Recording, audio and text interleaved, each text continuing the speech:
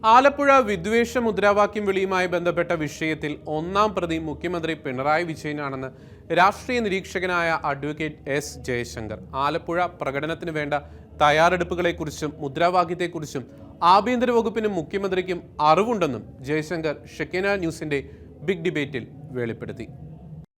പക്ഷെ അദ്ദേഹം പറഞ്ഞ ഒരു കാര്യം കൂടി ഞാൻ അത് പറയാം.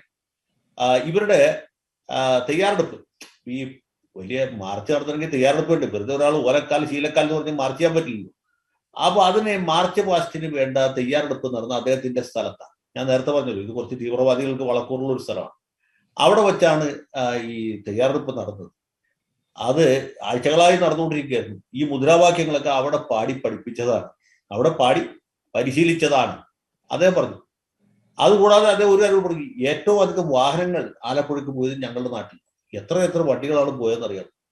അദ്ദേഹം ചോദിച്ചതാണ്. ഞാൻ പറഞ്ഞത് ഈ രീതിയിൽ ഇതൊന്നും പോലീസുകാർ അറിയാതെ നടക്കുന്നത് നിങ്ങൾക്ക് തോന്നുന്നുണ്ടോ? പോലീസുകാർക്ക് അറിയാമായിരുന്നു, സ്പെഷ്യൽ ബ്രാഞ്ചുകാർക്ക് അറിയാമായിരുന്നു, ഇന്റലിജൻസുകാർക്ക് അറിയാമായിരുന്നു, എല്ലാവർക്കും അറിയാമായിരുന്നു, മുഖ്യമന്ത്രി പിണറായി വിജയനും അറിയാമായിരുന്നു അവിടെ വിളിക്കാൻ പോകുന്ന മുദ്രാവാക്യം എന്താന്ന്. അതിനുശേഷം ഇദ്ദേഹം ഈ നിമിഷം വരെ ഒന്നും പ്രതികരിച്ചിട്ടില്ലല്ലോ.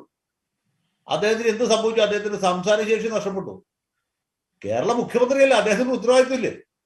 വെറും പിണറായി വിജയനല്ലോ, വെറും മുണ്ടയിൽ കുമാരന്റെ മകൻ വിജയനാണെങ്കിൽ ഉത്തരവാദിത്വമില്ല, പറയേണ്ട ആവശ്യമില്ല. പക്ഷെ കേരളത്തിൽ നമ്മളെ കൂടി വോട്ട് ചെയ്ത് ജയിപ്പിച്ച മുഖ്യമന്ത്രി, ആഭ്യന്തര വകുപ്പിന്റെ ചുമതല വയ്ക്കുന്ന മുഖ്യമന്ത്രിക്ക് എന്ത് പറ്റി? അദ്ദേഹത്തിന് വായ്പുണ്ടാണെന്ന് നിങ്ങൾക്ക് തോന്നുന്നു? അതോ അദ്ദേഹത്തിന്റെ സംസാരശേഷി നഷ്ടപ്പെട്ടു എന്ന് വിചാരിക്കുന്നു? ഒരിക്കലുമല്ല. അദ്ദേഹമാണ് ഇതിൽ ഒന്നാം പ്രതി.